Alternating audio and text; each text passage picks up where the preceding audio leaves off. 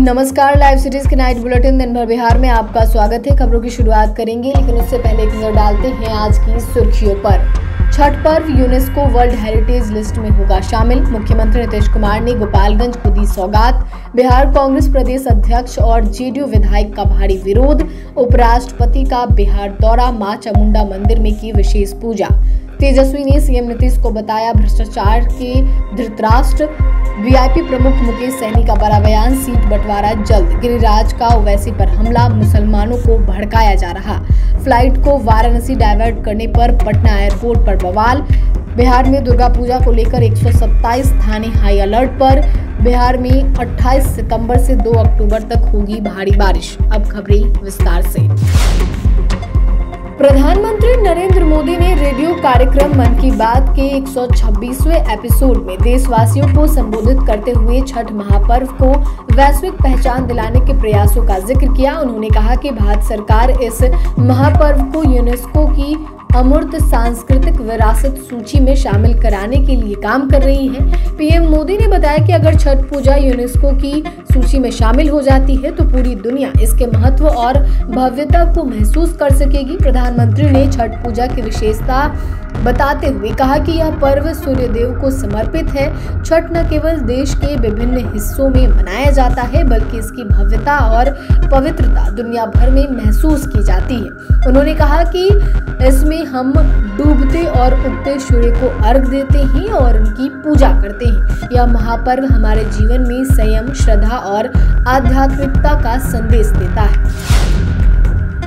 गोपालगंज के सैबिया फील्ड में आयोजित कार्यक्रम में मुख्यमंत्री नीतीश कुमार ने उप मुख्यमंत्री सम्राट चौधरी और सांसद संजय झा के साथ 1599 करोड़ रुपए की परियोजनाओं का उद्घाटन और शिलान्यास किया। मुख्यमंत्री नीतीश कुमार जब कार्यक्रम स्थल पर पहुंचे तो सबसे पहले उन्होंने विभिन्न विभागों द्वारा लगाए गए स्टॉलों का निरीक्षण किया। योजनाओं के लाभुकों से आमने सामने बातचीत करते हुए उन्होंने उनकी समस्याओं और सुझावों को सुना। सीएम ने अधिकारियों को तुरंत समाधान के निर्देश दिए। इस संवाद के माहौल को एक तरफ भाषण से आगे बढ़ाकर जनता और सत्ता के बीच सीधा रिश्ता कायम कर दिया है। कार्यक्रम में उप मुख्यमंत्री सम्राट चौधरी ने सरकार की उपलब्धियों को गिनवाते हुए कहा कि यह आयोजन बिहार के विकास पथ पर एक और मजबूत कदम है। उन्होंने दावा किया कि राज्य के हर क्षेत्र को विकास के मुख्य धारा से जोड़ा जा रहा है। वहीं सांसद संजय झा ने भी अपनी बात रखते हुए कहा कि सरकार ने क्षेत्र के विकास के लिए लगातार ठोस कदम उठाए हैं और आज का कार्यक्रम उसकी गवाही है। मुख्यमंत्री नीतीश कुमार वैशाली जिले के गोरौल प्रखंड के हरसेर गांव पहुंचे, जहां उन्होंने कई योजनाओं का उद्घाटन और शिलान्यास किया। कार्यक्रम खत्म होने के बाद अचानक माहौल बिगड़ गया। मुख्यमंत्री नीतीश कुमार के सामने ही लोगों ने स्थानीय विधायक सिद्धार्थ पटेल के खिलाफ नारेबाजी शुरू कर दी। सिद्धार्थ पटेल गो बैक के नारे लगाने लगे। उधर बिहार कांग्रेस के प्रदेश अध्यक्ष राजेश राम का उनके ही क्षेत्र में भारी विरोध है। जैसे ही राजेश राम कार्यक्रम स्थल पर पहुंचे, नारेबाजी शुरू हो गई। विरोध केवल उनके आगमन तक सीमित नहीं रहा, बल्कि जब वे मंच से भाषण दे रहे थे तब भी यह प्रदर्शन जारी रहा। हालांकि विरोध के बावजूद राजेश राम ने विद्यालय भवन का शिलान्यास किया और सभा को संबोधित किया। अपने भाषण में उन्होंने विरोध करने वाले युवाओं को छोटे भाई बताते हुए कहा कि उनकी नाराजगी को बातचीत से दूर किया जा सकता है। उन्होंने स्पष्ट किया कि हमारी लड़ाई वोट चोरों के खिलाफ है।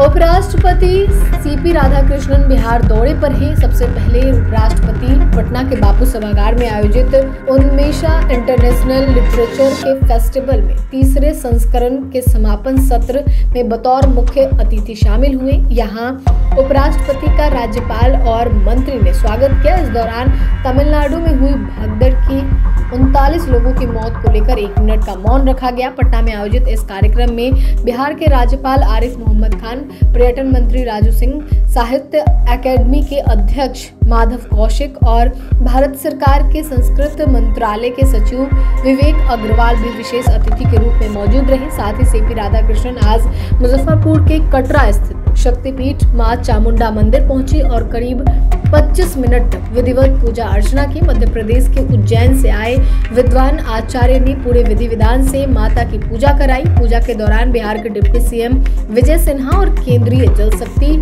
राज्य मंत्री राजभूषण निषाद भी उपस्थित रहे।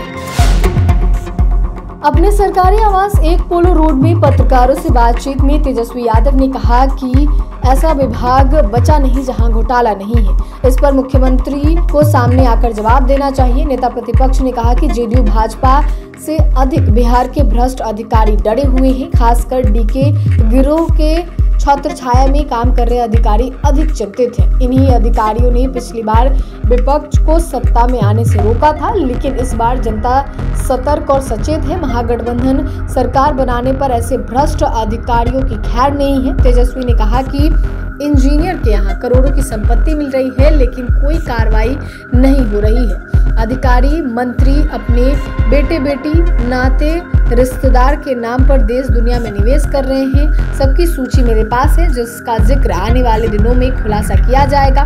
पीएम ने एक सभा में 31 घोटाले गिनाए थे। ईडी सीबीआई उनके पास ही है, तो क्यों नहीं कार्रवाई हो रही है? लेकिन भ्रष्टाचार के खिलाफ आवाज उठाने पर विपक्ष पर ही कार्रवाई हो रही है। वीआईपी पार्टी के मुखिया मुकेश सहनी ने सीट बंटवारे पर बड़ा बयान देते हुए कहा कि सीटों का ऐलान जल्द किया जाएगा और इसकी पूर्ण जानकारी प्रेस कॉन्फ्रेंस के माध्यम से दी जाएगी। सहनी ने यह भी कहा कि ऐलान दुर्गा पूजा के बाद सार्वजनिक किया जाएगा। घुसपैठियों के मुद्दे पर सहनी ने केंद्र व राज्य की सुरक्षा व्यवस्था पर टिप्पणी करते हुए कहा कि 11 साल से प्रधानमंत्री नरेंद्र मोदी और 20 साल से मुख्यमंत्री नीतीश कुमार की सरकार रही है। सहनी ने जोर देकर कहा कि इस बार उनकी ताकत महागठबंधन सरकार बनाने का इरादा रखती है और वे विरोधियों को हरा कर दिखाएंगे। केंद्रीय मंत्री और बिहार से भाजपा सांसद गिरिराज सिंह ने ओवैसी पर तीखा हमला बोला है। गिरिराज सिंह ने आरोप लगाया कि ओवैसी मुसलमानों को भड़काकर देश में गजवा-ए हिंद जैसी स्थिति पैदा करना चाहते हैं। उन्होंने कहा कि ऐसे मौलवी जहां जहां अपनी संख्या अधिक देखते हैं वहां सामाजिक समरसता और बिगाड़ने की कोशिश करते हैं। अपने बयान में गिरिराज सिंह ने विभाजन के समय लिए गए फैसलों पर भी सवाल उठाए। उन्होंने कहा कि गलती हमारे पूर्वजों से हुई। 1947 में पाकिस्तान बनने के समय मुसलमानों को वहां भेज देना चाहिए था और हिंदुओं को यहां लाना चाहिए था। आज कुछ लोग गलतफहमी से मरने और मारने की बातें कर रहे हैं।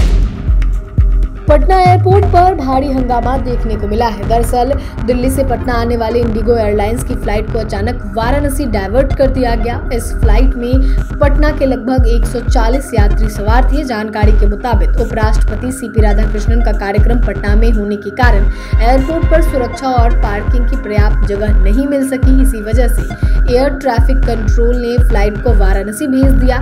फ्लाइट डाइवर्ट होने की खबर मिलते ही यात्रियों का गुस्सा फूट पड़ा। एयरपोर्ट पर यात्रियों ने एयरलाइन प्रबंधन के खिलाफ जमकर नारेबाजी की और कहा कि बिना पूर्व सूचना दिए इस तरह डाइवर्ट करना यात्रियों के साथ धोखा है। गुस्साए यात्रियों का कहना था कि कई लोग जरूरी काम से पटना लौट रहे थे, लेकिन उन्हें वाराणसी में उतार दिया गया।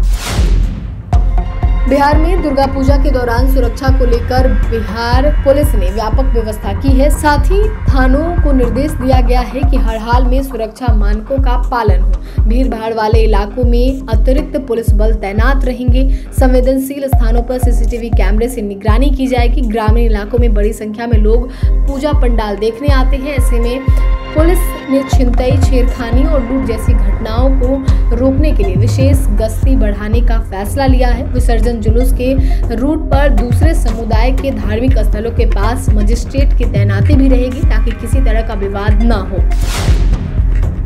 देश के कई राज्यों में मानसून एक बार फिर एक्टिव हो गया है। बारिश का नया दौर शुरू हो गया है। मौसम विभाग के अनुसार आने वाले दिनों में बारिश की गतिविधियों में और इजाफा हो सकता है। बिहार के कई राज्यों में आगामी दिनों में गरज चमक के साथ बारिश का दौर जारी रह सकता है। मौसम विज्ञान केंद्र पटना ने अपने अपडेट में बताया कि 3 अक्टूबर तक राज्य के कई हिस्सों में बादलों का डेरा रह सकता है। मौसम विभाग ने इस दौरान बिहार के सभी जिलों में 30 से 40 किलोमीटर प्रति घंटे की रफ्तार से हवा चलने और बिजली गिरने की संभावना जताई है। पटना मौसम विज्ञान केंद्र ने कल को लेकर जारी किए गए पूर्वानुमान में बताया कि 29 अक्टूबर तक बिहार के सुपौल, अररिया, किशनगंज, मधेपुरा, सहरसा, पूर्णिया और कटिहार जिले में बारिश हो सकती है।